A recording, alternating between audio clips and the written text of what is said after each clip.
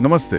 आज हम एक ऐसे अदालती फैसले के तह तक जाएंगे जो हाल ही में आया है और घरेलू हिंसा से जुड़े मामलों को देखने का नजरिया बदल सकता है। नमस्ते। हमारे पास जम्मू कश्मीर और लद्दाख हाईकोर्ट का एक ताज़ा फैसला है और ये एक बहुत ही आम धारणा को तोड़ता है। हाँ बिल्कुल, ये एक ऐसा फैसला है जो दिखाता है कि कानून हमेशा वैसा काम नहीं करता जैसा हम फिल्मों में या आम तौर पर सोचते हैं। सही बात है। खासकर जब कानून का मकसद सजा देना नहीं बल्कि किसी को तुरंत मदद पहुंचाना हो। बिल्कुल।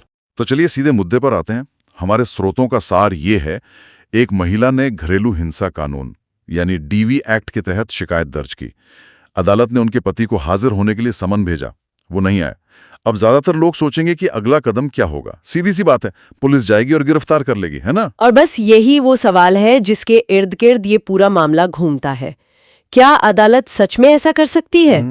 और हाईकोर्ट का जवाब शायद काफी लोगों को चौंका दे। ठीक है, तो चलिए इस कहानी को शुरू से समझते हैं। ये मामला कहाँ से शुरू हुआ? तो ये मामला शुरू हुआ गांदरबल की एक अदालत से।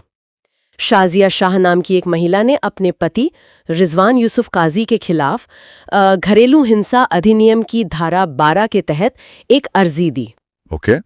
ये स्टैंडर्ड प्रक्रिया है जिसमें पीड़ित पक्ष अदालत से सुरक्षा, मुआवजा या रहने की जगह जैसी राहतों की मांग करता है। और अदालत ने, जैसा कि होता है, उनके पति रिजवान को अपना पक्ष रखने के लिए बुलाया, यानी उन्हें समन भेजा। हाँ, लेकिन वो पेश नहीं हुए। और यहीं पर निचली अदालत के मजिस्ट्रेट ने एक कड़ा कदम उठाया। बहुत कड़ा। उन्होंने रिजवान के खिलाफ एक गैर जमानती वारंट जारी कर दिया। गैर जमानती वारंट? इसका सीधा सा मतलब था, पुलिस को आदेश दिया गया कि उन्हें गिरफ्तार करके अदालत में पेश किया जाए। अरे, ये तो पूरी सोच ही बदल देता है। मैं तो हमेशा मानता था कि कोर्ट के बुलावे को नजरअंदाज करने का मतलब सीधी गिरफ्तारी है। ज्यादातर लोग यही मानते हैं। ये तो किसी भी मामले में एक बहुत गंभीर बात है। और रिजवान ने इसी कदम को हाईकोर्ट में चुनौती दे दी। उनका तर्क था कि घरेलू हिंसा का मामला कोई आम क्रिमिनल केस नहीं है और मजिस्ट्रेट के पास इस तरह गिरफ्तारी का वारंट जारी करने का अधिकार ही नहीं है। अच्छा। उन्होंने ये भी कहा कि निचली अदालत न तो उनके मामले को मध्यस्थता यानी सुलह समझौते के लिए भेज रही थी और न ही उन्हें केस से जुड़े जरूरी कागजात दे रही थी। अच्छा, तो यहाँ सिर्फ वारंट का ही मुद्दा नहीं था, बल्कि पूरी प्रक्रिया पर ही सवाल उठाए गए थे। पर हाईकोर्ट ने सबसे पहले किस मुद्दे पर ध्यान दिया? हाईकोर्ट ने सबसे पहले उस सबसे बड़े सवाल को पकड़ा, क्या डीवी एक्ट के मामले में सिर्फ समन पर हाजिर न होने के लिए किसी को गिरफ्तार किया जा सकता है? और जस्टिस संजय धर ने अपने फैसले में इस पर बहुत साफ रुख अपनाया। उन्होंने कहा कि घरेलू हिंसा अधिनियम के तहत दी गई अर्जी कोई फौजदारी शिकायत यानी क्रिमिनल कंप्लेंट नहीं है। यहीं पर इस पूरे केस का सार छिपा है। हाईकोर्ट ने कहा कि इसकी प्रकृति अर्ध फौजदारी यानी क्वाज़ी क्रिमिनल है। अर्ध फौजदारी? हाँ, इसे ऐसे समझिए, डीवी एक्ट का मकसद किसी को जेल भेजना या सजा देना नहीं है। इसका पहला और सबसे जरूरी काम है पीड़ित को तुरंत राहत पहुंचाना।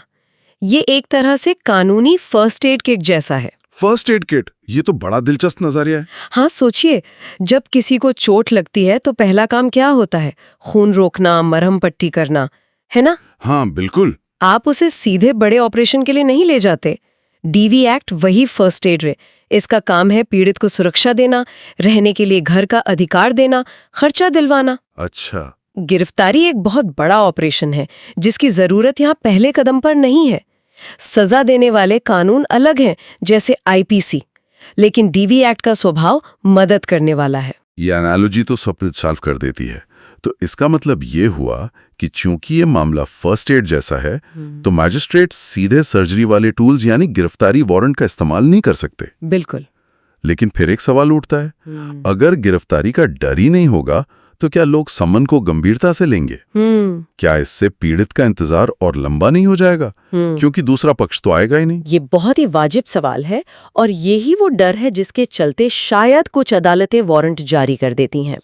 लेकिन हाई कोर्ट ने इसका भी रास्ता बताया है। क्या रास्ता है? उन्होंने साफ किया कि अगर किसी को ठीक तरह से समन मिल गया है और वो जानबूझकर नहीं आ रहा तो मामला रुकेगा नहीं। अदालत एक्स पार्टी कार्यवाही शुरू कर देगी। एक्स पार्टी, ये शब्द सुनने में भारी लगता है, इसका मतलब क्या है? एक्स पार्टी का सीधा मतलब है एक तरफा। एक तरफा यानी अदालत उस व्यक्ति का इंतजार नहीं करेगी, वो सिर्फ शिकायतकर्ता यानी पीड़ित पक्ष को सुनेगी, उनके सबूत देखेगी और उसी के आधार पर अपना फैसला सुना देगी। ओह अच्छा। तो जो व्यक्ति नहीं आया उसे अपनी बात रखने का मौका ही नहीं मिलेगा। ये उसके लिए गिरफ्तारी से कहीं ज्यादा नुकसानदेह हो सकता है। कैसे? क्योंकि अदालत उसकी गैर मौजूदगी में ही उसके खिलाफ आदेश पारित कर सकती है, जैसे कि उसे घर से बाहर रहने का आदेश देना या हर महीने मुआवजा देने का हुक्म सुनाना। वाह, तो ये तो एक तरह से चेक और बैलेंस का सिस्टम है। आप किसी को जबरदस्ती घसीट कर नहीं ला रहे, लेकिन उसकी गैर मौजूदगी को उसी के खिलाफ इस्तेमाल कर रहे हैं। बिल्कुल। इससे मामला भी आगे बढ़ता है और कानून का मूल उद्देश्य भी पूरा होता है। आपने बिल्कुल सही पकड़ा। हाई कोर्ट ने अपने फैसले में साफ लिखा है और मैं उनके शब्दों को लगभग वैसा ही बता रही हूँ। जब प्रतिवादी समन प्राप्त करने के बाद भी अदालत में पेश नहीं होता, तो मजिस्ट्रेट के पास केवल एक्स पार्टी आगे बढ़ने का विकल्प है, न कि उसकी उपस्थिति सुनिश्चित करने के लिए वारंट जारी करने का। ये एक लाइन इस पूरे फैसले की आत्मा है। तो फिर उस गैर जमानती वारंट का क्या हुआ जो निचली अदालत ने जारी किया था? हाई कोर्ट ने उसे कानून की नजर में गलत और बेबुनियाद बताते हुए रद्द कर दिया। हाँ, उन्होंने कहा कि मजिस्ट्रेट ने अपनी शक्तियों से आगे बढ़कर काम किया था। ये फैसला एक तरह से निचली अदालतों को याद दिलाता है कि डीवी एक्ट को किसी आम क्रिमिनल कानून की तरह न चलाया जाए। इसका मकसद परिवारों को तोड़ना नहीं, बल्कि उसके अंदर हो रही हिंसा को रोककर पीड़ित को सहारा देना है। अच्छा, और उन दूसरे मुद्दों का क्या हुआ जो पति ने उठाए थे, जैसे मध्यस्थता और दस्तावेजों की प्रतियां ना मिलना? हाईकोर्ट ने उस पर कुछ कहा? यहाँ भी हाईकोर्ट ने एक बहुत परिपक्व रवैया दिखाया। उन्होंने उन मुद्दों पर कोई सीधा फैसला नहीं दिया। अच्छा। उन्होंने कहा कि ये मामले प्रक्रिया से जुड़े हैं और याचिकाकर्ता को इन्हें वापस निचली अदालत के सामने ही उठाना चाहिए। मतलब मामला वापस वहीं जाएगा। हाँ, हाईकोर्ट का काम था कानून के एक बड़े सवाल को सुलझाना, जो उन्होंने कर दिया। वे रोजमर्रा की प्रक्रिया में दखल नहीं देना चाहते थे। ये भी दिलचस्प है, मतलब हाईकोर्ट सिर्फ उस सबसे जरूरी कानूनी पेच को सुलझाता है और बाकी मामले वापस उसी अदालत को सौंप देता है जहां से वे आए थे। बिल्कुल। एक तरह से न्यायिक अनुशासन का मामला है। बिल्कुल, इसे न्यायिक संयम कहते हैं।